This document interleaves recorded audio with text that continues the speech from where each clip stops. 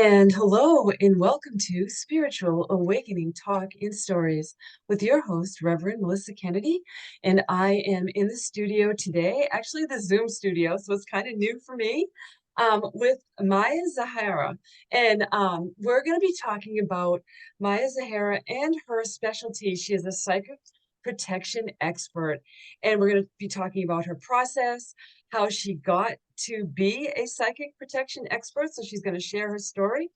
And also, we will be sharing about false light beings and false light entities because it is such a necessary topic right now because a lot of things are inundating even light workers, and a lot of light workers are being confused. So, and we can all fall into this. So that's what we're going to be discussing. And I know that Maya will have a lot of great insight. So without any further ado, Maya, welcome. And I can't wait to hear your story.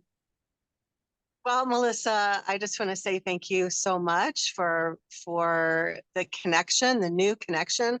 We're just now getting to know each other as new colleagues, and it's wonderful that both of our groups of audiences are going to get to know each other, and so my people will get to know your people too. So I want to say hi to Yeah. all of your audience, your podcast audience. My name's Maya Zahira. And yes, I do consider myself to be an expert in psychic protection because I like live, eat, and breathe and sleep psychic protection. It is the main focus of my work, and it has been for several years. Mhm. And it is the area where I help most of my clients. I do help other people with, other aspects like empath Mhm. sensitivity and that sort of like Oh, that sort of thing. But the main part of my work is on psychic protection issues like entity interference, entity attachment, partial or full possession, um, house hauntings. I don't do house clearings anymore, but I to empower people to learn how to do it for yes, themselves because yes. I'm busy working with people online. But also other kinds of interference like psychic attack, black magic. Some people also are generally targeted individuals. They're targeted either by the demonic forces or by the dark forces in general, which I consider to be a larger umbrella.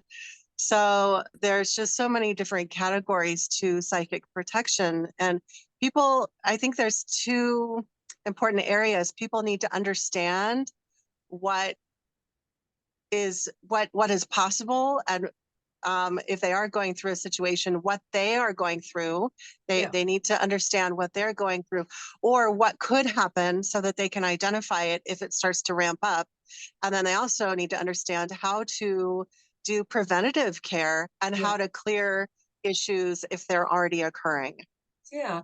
So why don't you tell Mhm. everybody? Because I always find whenever we are so passionate about something and we become a master of that, and even if we are a master of it, we still learn. We're still learning about this, always layers that come in. So could you share with everybody why you developed such a great interest in psychic protection? Because I think that's what's really important here. And also if you might want to hit on, some people don't acknowledge any of this. And so to kind of will ease people's understanding and bring them into their own consciousness and give them, the license and the right to experience the consciousness in their way. Yeah, yeah, absolutely. So, yeah, there is a story of how I got involved in this. And but I'll start with the short answer because the story is a little bit longer. The short part that you just mentioned about that there are people who don't believe in dark forces or negative energies. I was just chatting with a colleague the other day and I pointed out something that I was seeing, and she said, "No, negative energies don't exist." And I said, okay, because everyone has the right to believe Right. whatever. I mean, I'm not saying that I am all knowing. I'm Mhm. sharing what I have a strong conviction about based on my observations as a clairvoyant, clairaudient, and a spiritual worker for many years. But people can it's okay to think whatever you want and to take what we share today and um, just take everything with an open mind and consider what we're sharing. And even I feel like it's great to question. And so Mm. if what we share today causes you to have more conviction about the opposite belief to what I'm saying, then I'm happy that you've gotten more clarity. So, whatever we can do to help you gain more clarity on whatever your beliefs are, that's great. Now, one thing that I say, though, with the thought that I have in my mind about people who say negative energies don't exist, psychic attack doesn't happen, or like all of that stuff is just made up or it's fantasy, I think to myself,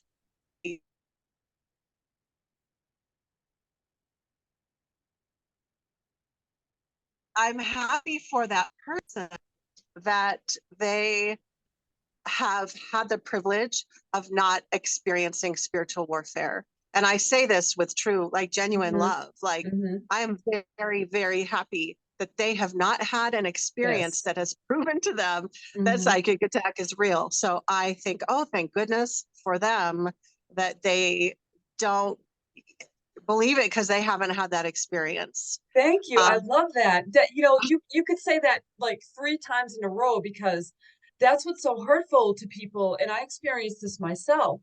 My consciousness went to a whole other level, and when you experience it, then you look for people that understand and have experienced it too, and that's why I thought it was so great that you reached out and you wanted to share your story. So thank you for saying that, because boom, like that's a big truth bomb right there. You yeah. know?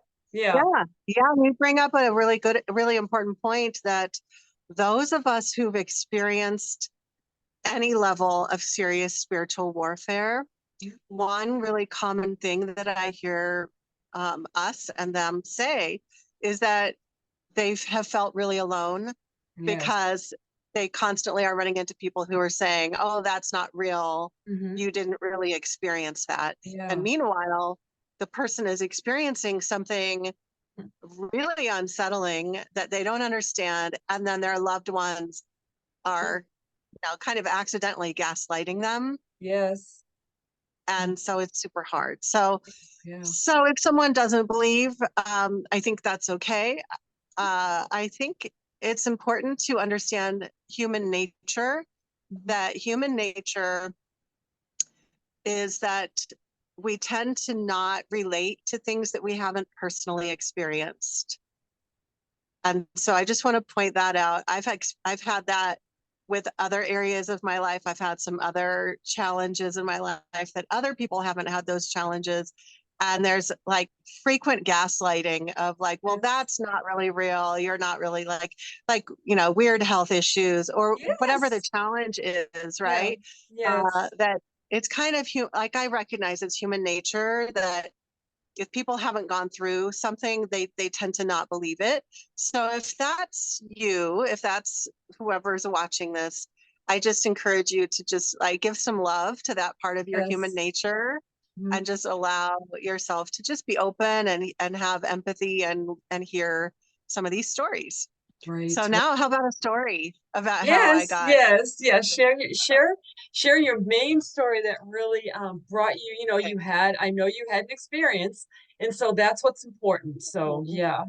Mhm. Yeah. Yeah, well, I have a lot of stories, but I will tell one, the main story of how I got involved in this work of psychic protection. Because I had been working as a spiritual teacher and a spiritual healer for over 20 years. And what I now refer to as a feel good spiritual practitioner.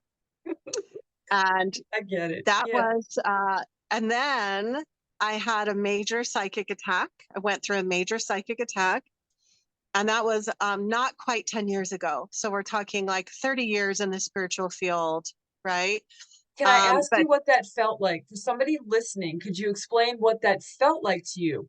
That's a good thing you could share how you felt under psychic attack. Yeah, well, I'm gonna go a little bit before that, and I'm gonna Okay. say that when I was a feel-good spiritual teacher, Mhm. I remember having like just so much clarity in my mind that whenever I would have a client who seemed to have something really dark attached to them, I would think, oh, I don't want to touch that with a 10-foot pole. I don't feel qualified. And I think it's smart. If you're not qualified, don't, if you don't know what you're doing, don't mess with stuff that you don't know. But honestly, if you had told me back then that I would be working with psychic protection, I would have told you that you were insane. I would have said I have zero interest in doing that. It's dangerous. Like I recognized that that's nothing to trifle with. Right.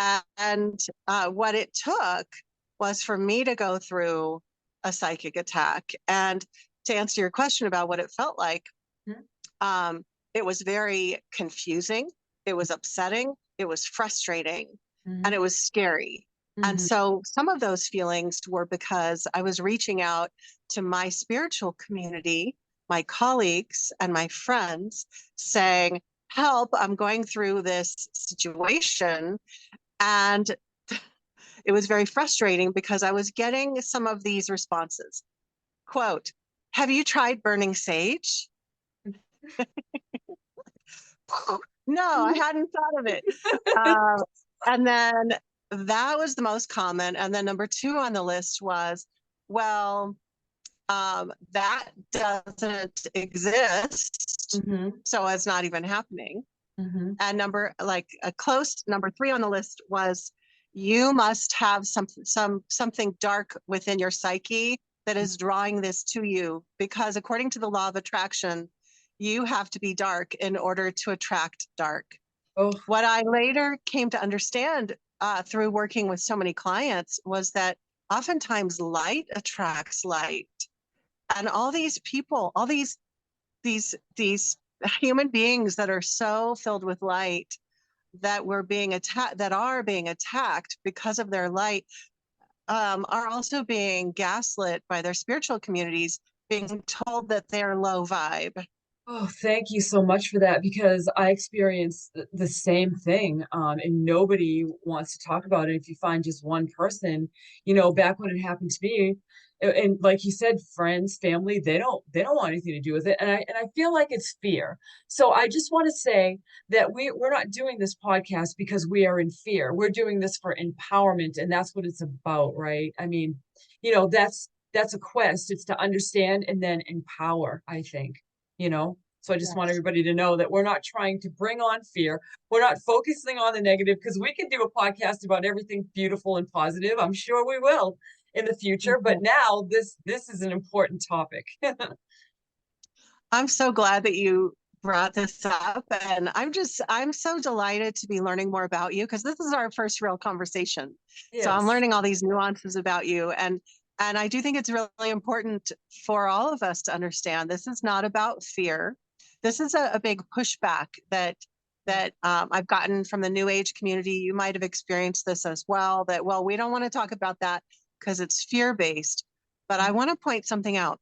mhm, This whole thought process of we don't want to talk about XYZ, mhm, whatever it is, mhm, because that's fear based. mhm. That resistance to talking about the thing, that is fear based. So can you wrap your brain around that little thing? So like saying, "Oh, I don't want to talk about that. That's fear based." That's their fear talking. Mhm.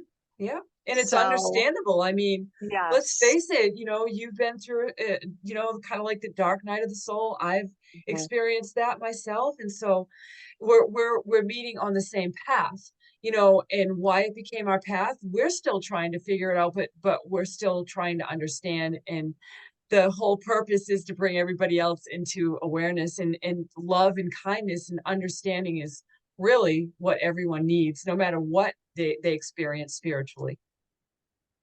Mhm. Absolutely. Yeah. Absolutely. So the idea is to be empowered Mhm. and to gain wisdom and knowledge and information. So, because one way that the dark forces work that I've noticed this pattern is that things will often start small and then ramp up. Mhm. And if we have the knowledge, if we have the information about the tactics of the dark forces, which I talk about in my book, um, if we have that information and we know how this stuff works, then when the little things start to happen, then we can take empowered action. We can check our energy, we can do some cleansing, we can establish some protection, or whatever it is that we need to do, because it's when we put our head in the sand and we say, oh, I hope everything's fine. That's when things can ramp up into a major spiritual warfare situation, which is where some people find themselves. Hmm. Yeah.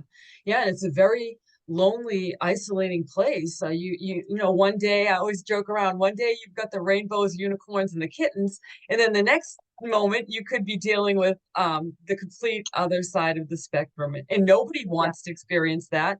But it's just like having a toothache. Nobody wants a toothache, but you're going to get one anyway, even if you don't want it. And that's how this Mhm. stuff falls on people, and not just adults, but children. This can happen to children. So I feel like doing this podcast, and if a parent is raising a sensitive child, and I raised a sensitive child, so I think it's important for them to understand if their child might be experiencing and sharing things with them that sound scary, or they tell them it's not real, that maybe they should listen to them a little bit more. Yeah. Yeah. Yeah, absolutely. There are Yeah. things that kids are are picking up that are not imagination, that they're very tuned in. So that's an important point. Yeah. I think I'll circle back to the story and give a Yes. few important points about what Good. happened, because I think these will be some teachable moments, or maybe some of your viewers will relate to some aspects of this. So what happened was, in my spiritual innocence, thinking everything is high vibe, I went to a colleague for a session. And I wasn't looking to her as a mentor, but more just to get a second opinion, a consultation with this person who was my equal. And she said that here's the tricky part. She said that she worked with a lot of people who had psychic protection issues, and that she also worked with a council of angels. That was her main thing, was that she worked with a council of angels. So who wouldn't trust angels, right? Right. Like, Right. angels are great. Actually, I want to be really clear that I still do work with angels. I'm not one of those people that has thrown everything out. I have the ability now, after having gone through everything, to discern the difference between what is genuine and what is false. Mhm. But at the time, I had no idea. So I went to this angel lady, and we had a session. And then I also went to a group healing session, where she would call in these apparent angels to do the healing on people. And the night of that group healing was when all the weird paranormal activities started to happen. Mhm. And by the next day, and I'm glossing over a lot, but the by the next day, I was seeing all sorts of entities in my house, and not all negative. I was like, all of a sudden, there were like hundreds of elementals in my house. Mhm. Now, and I've always been clairvoyant, but like, what is happening? There's like all these, like, they're everywhere. And then I was seeing demons, and I was seeing like all these different entities, and they would change. Like, it would be this one minute and then that another minute. Mhm. And it was so crazy. And it was like I was having these other weird experiences where wildlife was acting really strange. The birds outside were acting really strange. I was having periods of missing time, Mhm. where uh like one minute you think it's this particular day, and then later you're like, you don't know where these 5 hours went. I was having strange dreams. I might have already mentioned that the lights were flashing. And so it was getting really weird. And so I knew that there was some kind of something happening. And so I was reaching out to the angel lady. I'll refer to her as the angel lady. I was reaching out to her thinking she could help me, like, help, what's going on? And long story short, it took about 6 weeks where I was going through all this crazy stuff. I was praying to God every day. I was burning sage. I was doing all the things, and Mm, I was desperate for answers. And all my colleagues were saying, like, well, there's some darkness within you, like, or this isn't really happening, or just burn sage. And yet I still had this activity, this weird stuff going on, mhm, and it was ramping up more and more. And I was desperate. I got to the point where I was afraid to go to sleep, and it was 2 o'clock in the morning one morning, and I was sitting on my bed praying, and I said, if I ever get through this, which I didn't know if I would, mhm. I said, if I ever get through this, I will help other people, because one of my pain points was that I couldn't find anyone to help me. I couldn't find anyone who had even any information on major entity attacks How like many what I how was long going. ago was this, Maya? How long ago was this when you had this experience? I think it was like 7, 8 years ago, something Okay, like that. okay, Okay. yeah. Yeah. So I was like, I couldn't find any information. I mean, I was reading the books on psychic protection, but none of them were explaining what I was going through, Mhm, and none of them had the right methods that would help me.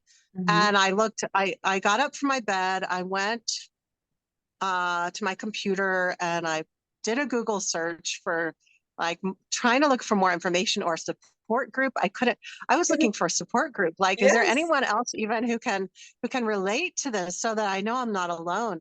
And at that time, I didn't find anything.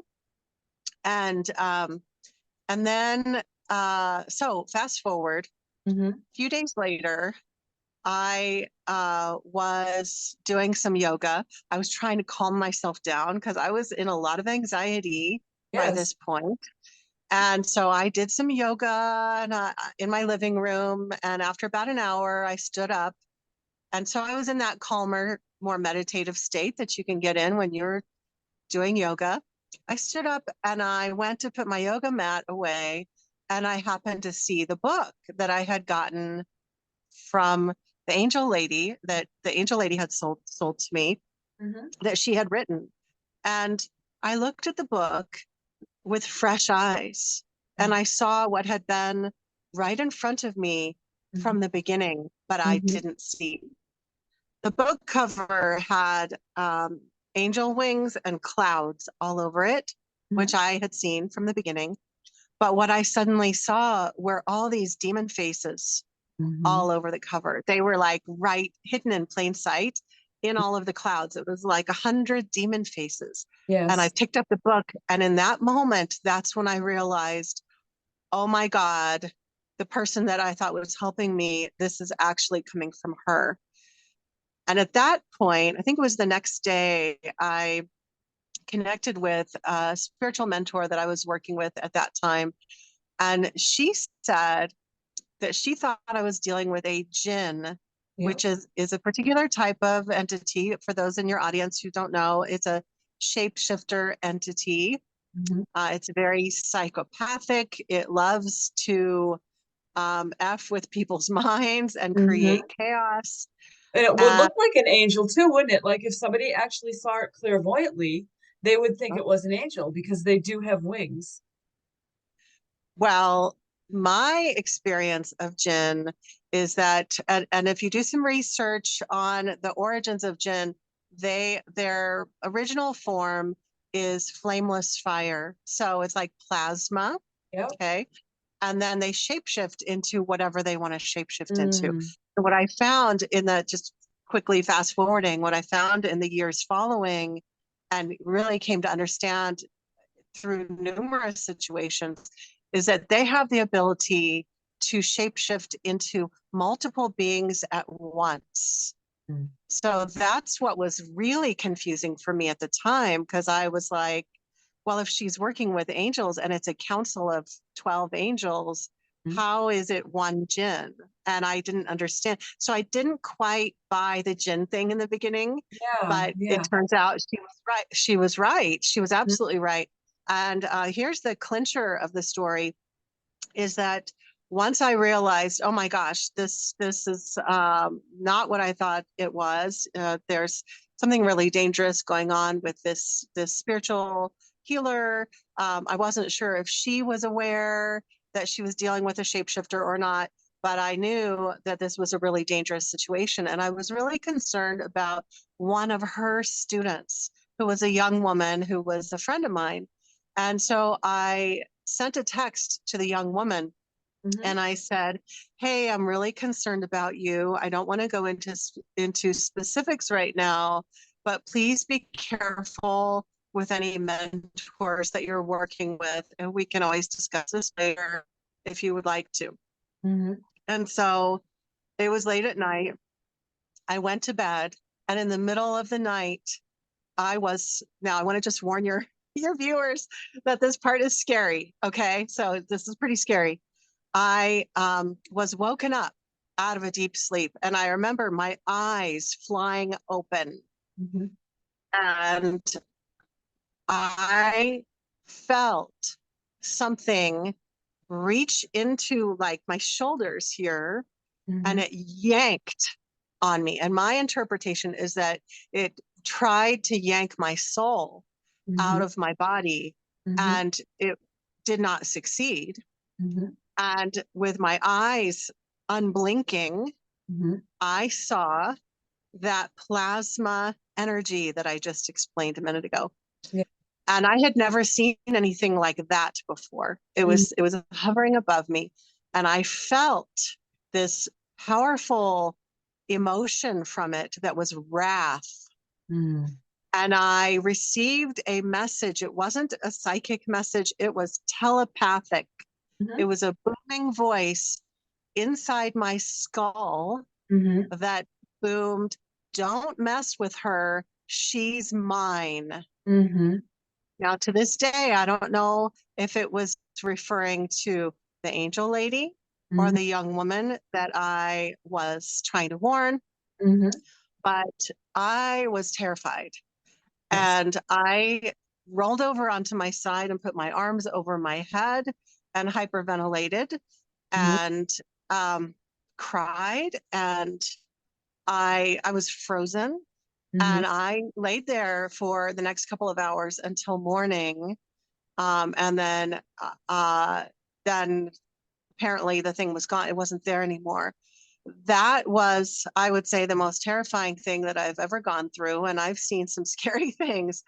But I forgot to mention one really important detail that's very informative.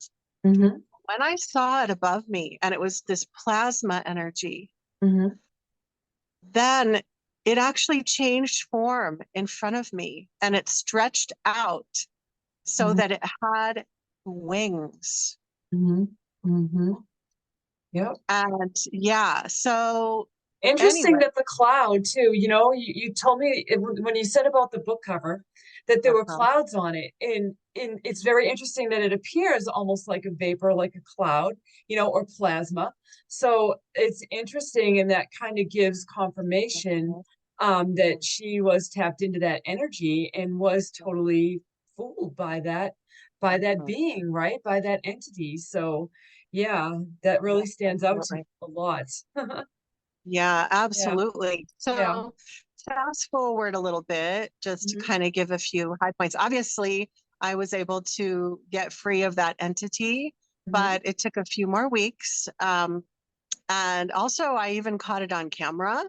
It mhm, was this like pulsating energy on camera. mhm, So I was able to use some methods to get rid of it. And I tell my whole story in my first book, Darkness Disguised as Light: The Hidden Truth About Psychic Protection and the Illusion Matrix. So, Darkness Disguised as Light on Amazon.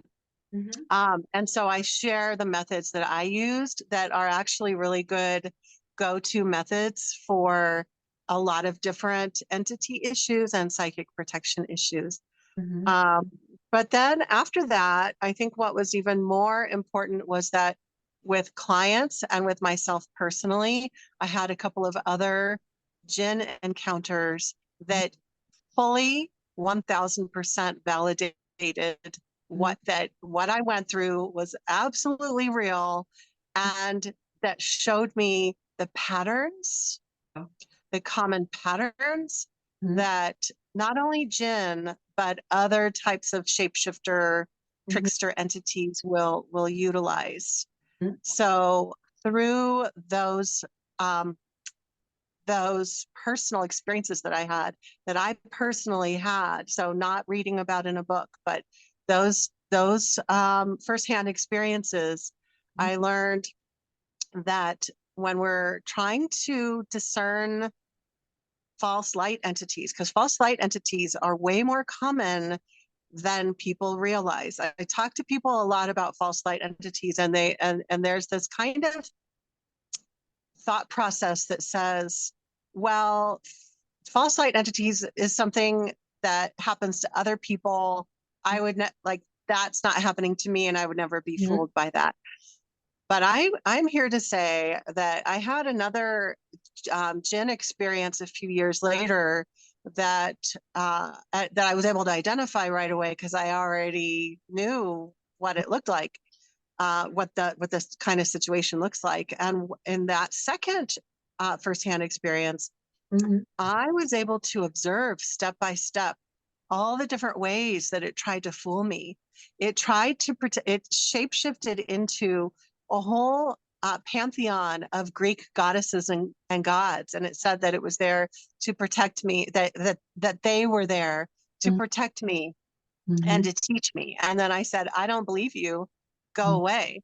And then it shapeshifted a few hours later in the middle of the night. It kept trying to wake me up. And it said that it was the Council of Orion, and that it knew that I was a genuine truth seeker, or that they knew that I was a genuine truth seeker looking for answers. And it wanted to channel that I need to correct Mhm. that they wanted to channel these important messages through me, and that Mhm. I could become famous and important. And I was like, oh, this is really interesting. It's trying to trigger my ego, and I don't work that way. Like, that's not the way to get to me. Like, Right. that's not going to work. And then once that didn't work, then it shape shifted into demons, Mhm. various demons to try to scare me. And Yeah. anyway, it was very fascinating to see, wow, like I could totally understand Yeah. how people would be fool, even very discerning people, Yes. like especially the alien council was very persistent. Like it really wanted to come through. And it kept saying, oh, please trust us. We Mhm. really want to help you. Right. Right. And it was fascinating. Mhm.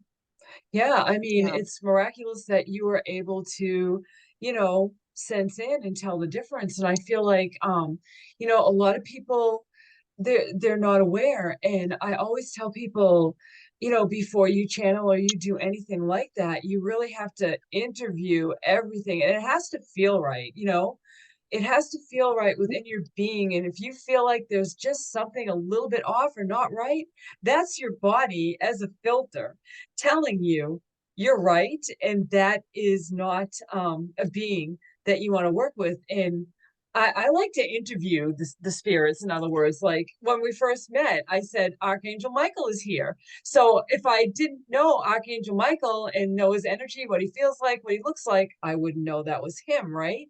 So I feel like whoever people work with, it's so important. And, you know, you get a feeling when you start working and you meditate and you sense in, you get to know yourself. And then if something does happen, then you're like, "Oh, no, like, this doesn't feel right," and that's what's so important, 'cause inevitably, it won't feel right, and even if somebody that is bringing the messages through too, because I see a lot of people channel, and I don't even watch. I just keep going because it's something about it that's not I have this truth filter within me, and I keep it organic. I keep my life as organic as I can get it, and information will come in, and I'll be like, my body is my filter, my mind, my spirit, everything, and I'll be like, that's not for me. But when you get like that with your guidance, they'll bring you to what you need to see. You won't even be looking for it. It will just fall into your lap, so to speak, and you're Mhm. supposed to get that message. So it's kind of a two-way street, I think. So I just wanted to share that with everybody, how I perceive how to work with, beings of light or the angels. I love everything that you just said. And I Mhm, want to just really emphasize one part of it. mhm. And that is like really listening to your body or your gut feeling or like just that inner nudge. Because a lot of times I've noticed this as a pattern with all of the different clients that I've worked with who've had issues with false light entities that they've had to get free of. And they've often told me, you know what? When I first made a connection with this being, I had a weird feeling. There you go. I I got had a chills funny feeling. everywhere. I got God bumps all over I'm my getting body. chills too. Yeah, yeah. So, so So true. I want to speak directly to the audience here. Yeah, yeah. Yeah, I want to say you all have the ability. You don't have to be like a quote famous psychic or some, all-knowing person. You have the ability to listen to your inner guidance. The trick is to notice it, to notice when you get that weird feeling, and Mhm. then to trust it. Yeah. Yeah. And you know what? Also, that I love the way you said that because you will know, you'll feel it, you'll just feel it, but then you'll be like, no, I must be imagining that. So I feel like a lot of people, like we said earlier, they think that they have brought in the light, but if it's not a kind voice, if you don't feel totally covered in love when you're in that presence, that is the universe saying to you that is not a being that you want to work with, because if an angel comes in, you're going to know it by its frequency, you're going to know it by the love, you're going to know it by that care, and it's never going to be commanding or demanding of anything of you. So it's going to be Or the angel. demeaning, or Exactly, demeaning. exactly. There's going to be nothing negative about that voice, that energy, or that feeling. That's how I experience the light. Real, like true beings of light. Bam. Mhm. Yeah, that's Yeah, right on target. yeah. And what you were sharing made me think about another little sliver of information that I think might be important for people. And a lot of people don't know about this yet, but I'm trying to help spread this info. And it's something that one of my past mentors called anesthetic, Mhm, spiritual anesthetic. mhm, So it's like when you're being put to sleep or numbed, like Novocaine when you have your mhm, teeth of filling in your tooth. mhm, And what it is that it's not only a negative sign when the entity is feeling negative or saying demeaning things to you. mhm, That's definitely a red flag. But another red flag that some entities will, another method tactic that they will use is that they will fill the person or the group of people, if it's a group healing session, they will fill the people with bliss. mm, And this is what we call spiritual anesthetic. Now, the bliss, what I mean by that is like this euphoria, okay, mhm. as opposed to feeling uplifted, grounded, and embodied. Yeah. Feeling uplifted, like feeling open hearted, grounded, centered, and embodied, that's good. Mhm, But if you feel blissed out euphoria, that is often a sign that there is a negative entity, some kind of trickster entity that's pretending to be a high vibe ascended master that's making you think, oh, this ascended master is coming in. I'm feeling all this bliss. That is a huge red flag. And please take note of that and share it with your other yes, spiritual seeker friends because yes. it is a major tactic in the new age right now to there are a lot of people who go away from spiritual events with false light, trickster Yeah. entities hooked into their energy field, Yeah. because the whole reason for the trick of that bliss and euphoria is to get the person to welcome the entity in. Like, oh, this is great, come in. Yeah. And Yeah. so then the entity gets a free ride. Yeah. And it's interesting because it's hard for some people to, untangle the feelings and emotions because bliss and love to some people could feel the same. And I'm just going to make a comparison relationship wise to give people an idea of what we're talking about. So, bliss might be the beginning of a relationship when you're first with that person that you're falling in love with, right? But then as you go on with that person, you feel that love. And that just inner knowing, that calmness, that peace, and that only that kind of connection could bring, in our physical form when we have that connection with another human being. So with beings of true light, it would be that kind of love, that kind of feeling, that kind of support and energy. It wouldn't be so much of the new kind of energy when you first meet somebody and you're blissed out and you're confused and all of that. It would be more of that grounding, loving, centering energy, more of a constant, slow burn, maybe too, you know, high vibe, but yet slow, kind of like a slow burn kind of energy, you know?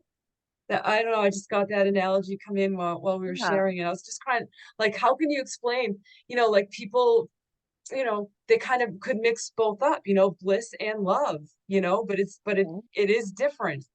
Yeah, Yeah. Yeah. And that's a really good point, yeah, to really understand yeah, the difference yeah. between. And I think, like, I want to circle back to what you were saying before about listening to your body and Mm, listening to that gut feeling.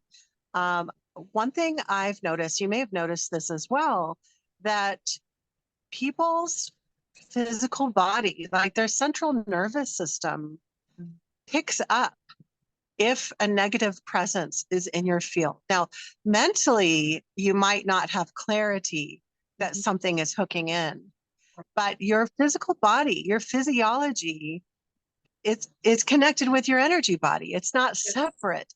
So if Uh, something has entered into your energy system, mm, and something that doesn't belong, your nervous system is going to be on high alert. So sometimes when there's an entity present, mhm. that people will feel a sense of low level or even high level anxiety, and they Mm, won't be able to put their finger on why.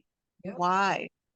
Or they might have physical symptoms, yes. that if an entity, a negative entity, enters into their field, it can very quickly lower the person's vibration, because once those energies mix with your energy, then it tends to balance the energies out. So this low vibration thing comes into your field, causing your vibration to lower very quickly.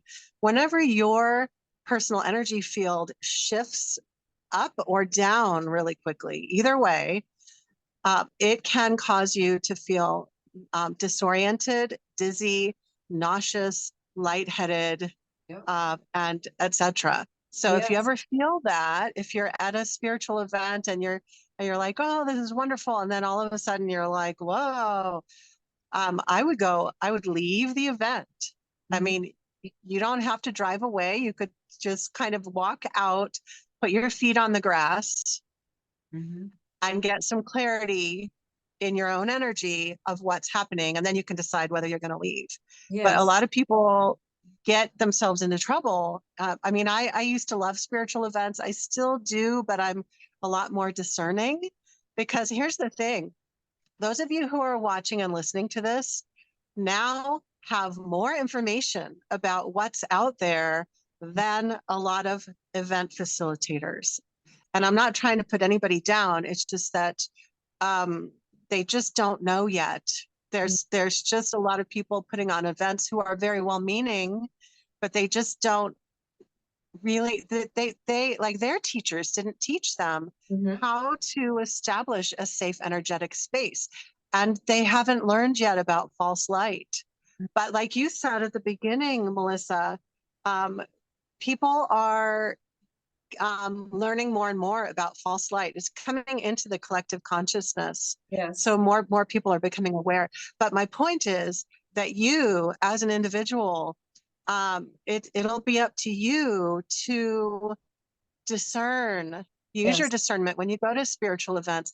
Don't assume that the teacher or the guide or the studio owner or whatever knows as much as you do, because a lot of times it's the opposite. So it'll be up to you to keep yourself safe. If you feel that something possibly negative is happening, it's better to be on the safe side, and instead of having It's to a spend 6 weeks clearing it afterwards, right? exactly, yeah, and it's a vibe too. Okay, so we're talking about feeling of a being or an entity, but also, when you're in somebody else's field, like you were talking about, like your energetic body expands out from your physical body, and use that as your first, spidey sense. You're an empath or you're clairsentient, you're cognizant. Trust all of those other senses that we weren't taught how to use, but hopefully with podcasts like this and guests like Maya, you'll start to trust those other senses that we were not taught how to use, like my generation was not taught how to use them. So I experienced some of that physical and also people's auric field, and then whatever else can be out there when you step outside of your home. Your personal sanctuary, your safe place in this world should be your home. And so when you find yourself out there and your energy and your mood starts to shift, I always tell people, check in, you know and you'll figure out where this energy was coming from. You'll be able to pinpoint it the more you practice that you know Mhm. uh, Yeah, and yeah. I also want to point out that in our culture, Mm. we have been taught since we were young to look to our authority figures for direction, for safety, and for answers. That they know more than we do, and we're supposed to Mhm. trust them. And so we, even when we grow up into adulthood, we tend to still maintain that pattern of looking to other people for the answers, looking to people that we perceive as being authority figures, like people who are spiritual teachers or like anybody in authority, like your yoga teacher or the retreat facilitator or whoever it is, whatever role that they are in. Some part of us sees them as an authority. And so we look to them, we assume that they are keeping us safe, or we ask them, is the energy safe or is this okay?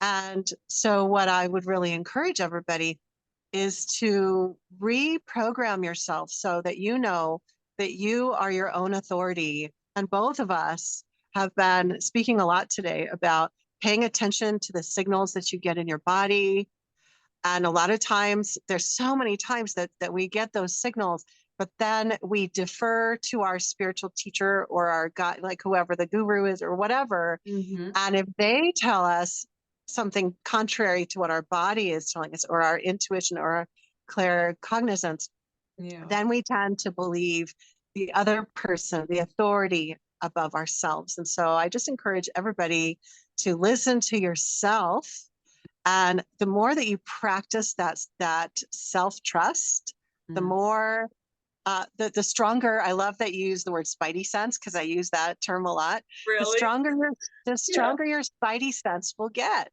Mhm. Yeah. Absolutely. Yeah, and while I've watched your content too, and I try to get to know my guests before they come on, and you know, I really resonate with you because I'm the kind of spiritual teacher that wants to hand everybody the keys to their own kingdom. Because ultimately, this is the kingdom. We are the universe right here. Within us is a universe. We are part of the universe. And so it's very important. And I feel like people really need to know that, yes, it's always good to ask people, for guidance and help and take their teachings. But again, don't take everything we're saying here as the gospel or the truth or the full truth, because we're Mhm. still learning too. That's what I always tell everybody. We're here to help. we're here to guide because we've had a lot of experiences in a lot of different areas. So that's how you guide people. But ultimately, forge your own path and go in strength and in that positivity, in that light, in that conviction that only you can give yourself and connect with in yourself. I think that's what's important. Yes, I Yeah, agree so much. yeah. And it's totally okay to go to a psychic reader to get some insight, or go to a spiritual teacher to get some insight, or to learn, to expose yourself to some new information. Hmm. But I always tell people, like, think of that, like, when you go to the doctor, you go to your first doctor, that's the first opinion. Hmm. And then you go to another specialist and you get your second opinion. I always tell people, think of yourself, that's the first opinion. And then anything that you get outside from spiritual teachers, psychics, etc., that's the second opinion. Like, that's information that you can consider and bring it into your inner guidance and weigh it and see if it feels right for you.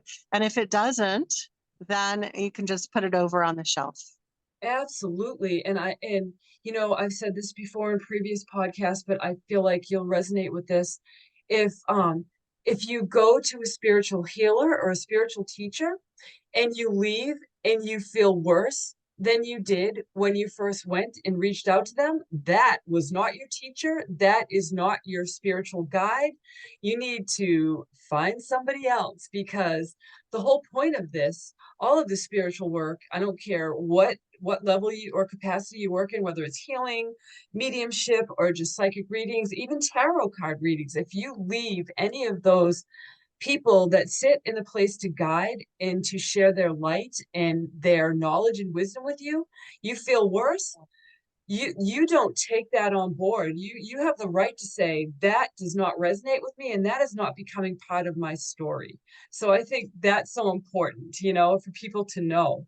If they leave fearful, no, no, no, no, that was not the right person for you. There's somebody out there that will really love you and guide you and be there to support you and make you feel good, even if you're having a difficult time, you know? Yeah, this Yeah. this brings to mind another important issue, aside from all of the spiritual, the psychic protection entities, and all of that, but also the issue that I think people, and I used to do the same thing, a lot of people assume that spiritual teachers and spiritual communities are the ultimate safe place.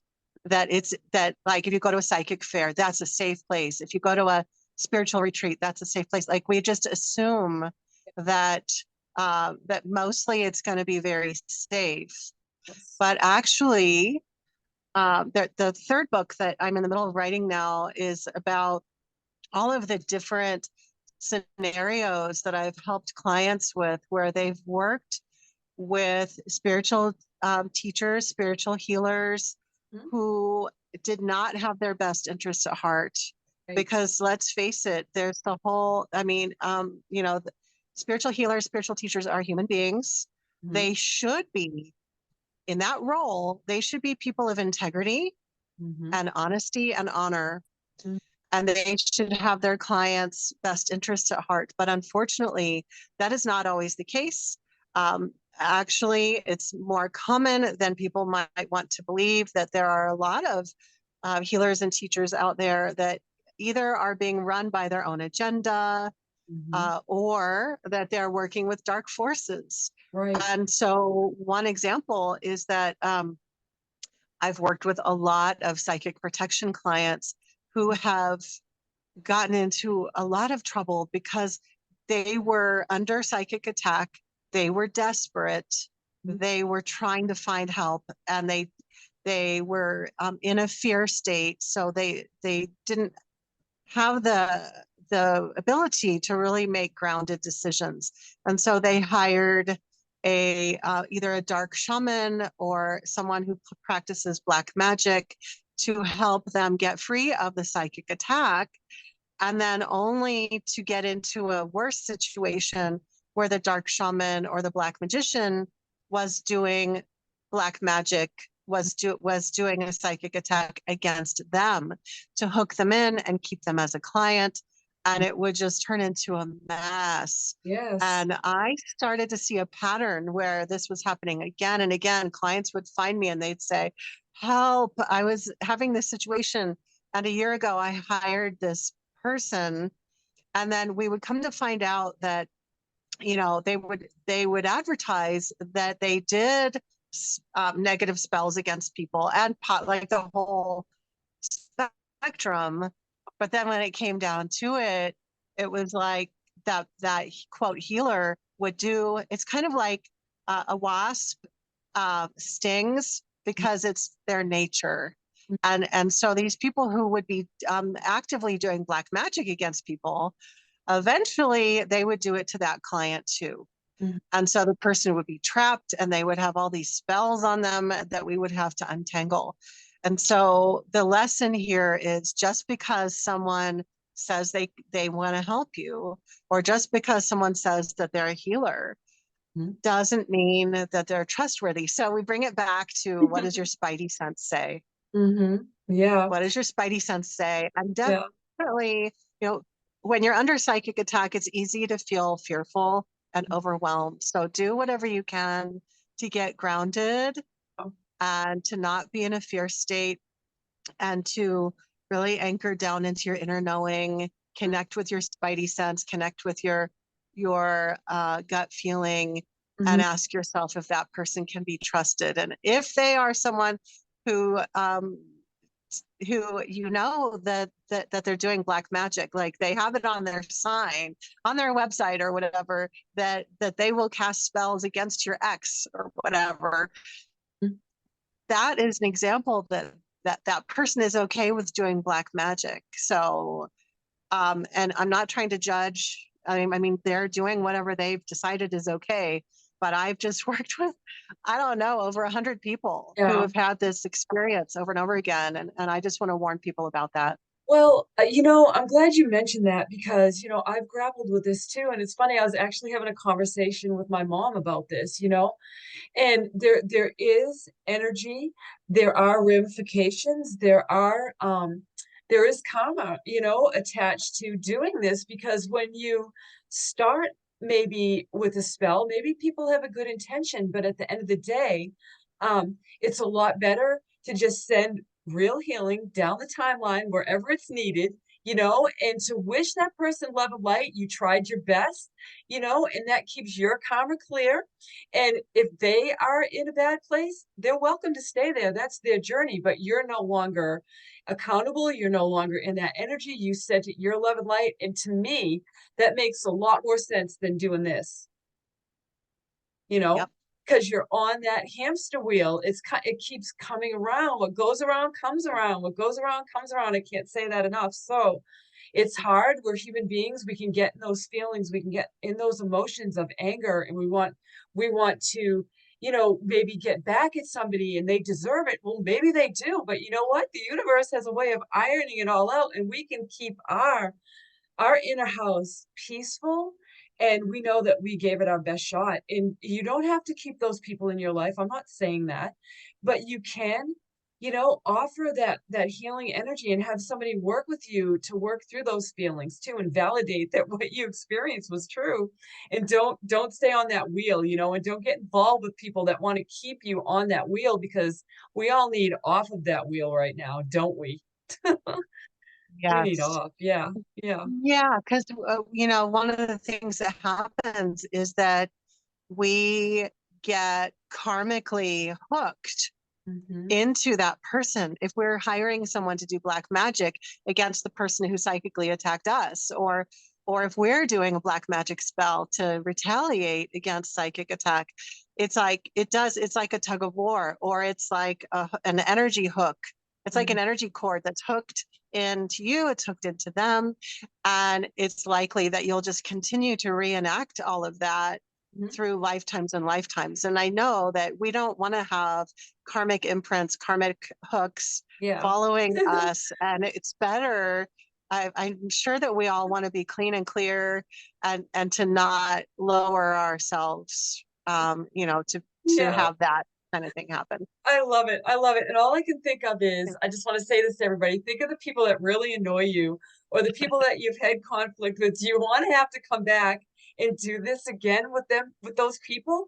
Just get it cleared up now in the best possible way you can. And I feel like if we all start doing that in our own personal lives, this planet, our frequency, our vibration, then the whole entire planet will just light everywhere. It's just going to be so, so great. And these beings that we've been talking about, these entities, will really have no doorway, no way to get a foothold to us when we are in that mind space. I'm going to do the best no matter what. I'm going to be the best.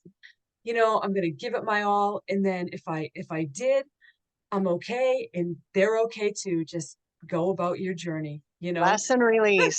Yep. Lesson release. Yes, yes, Yeah. absolutely. Yeah.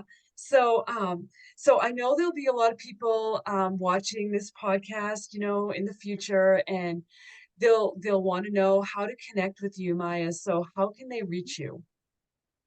So there are a few ways that you can reach me and that you can get different levels of support.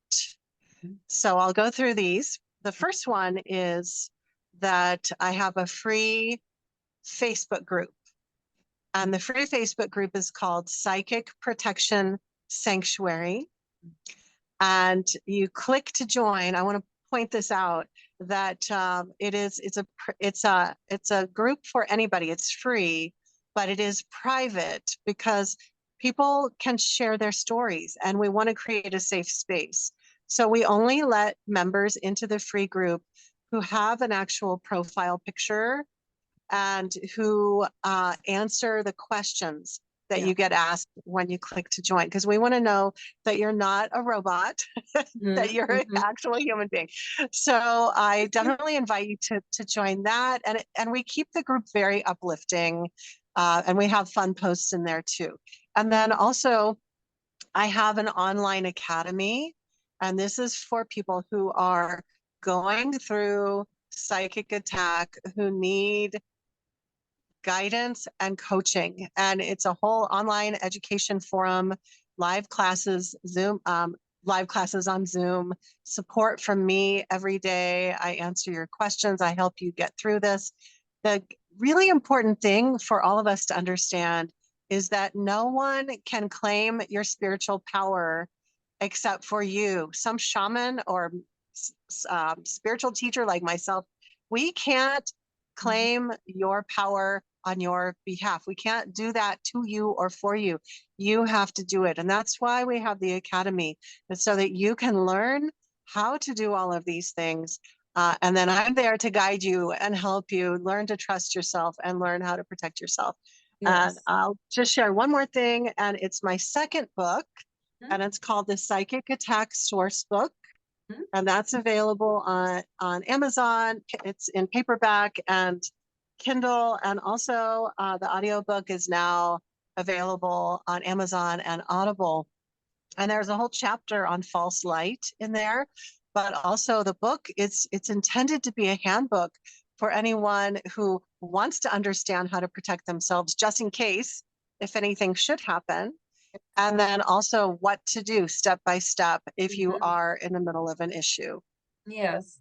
Yeah, and thank you so much for that, Maya. I really appreciate you coming on to my podcast today. And I know from this discussion and this conversation that we've shared today that we definitely will meet again. And there are so many other topics that we could explore and that you could bring your wisdom and your insight to and just sharing. So thank you so much for joining me. I really appreciate you.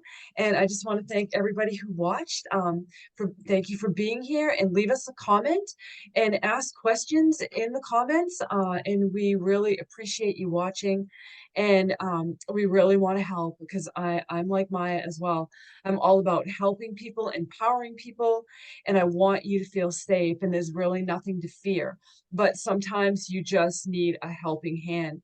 You need somebody that understands what you're going through. And there are people, and Maya is definitely one of them, and so am I. So, that being said, we are wishing you light, love, peace, and blessings of all kinds. Until next time, signing off.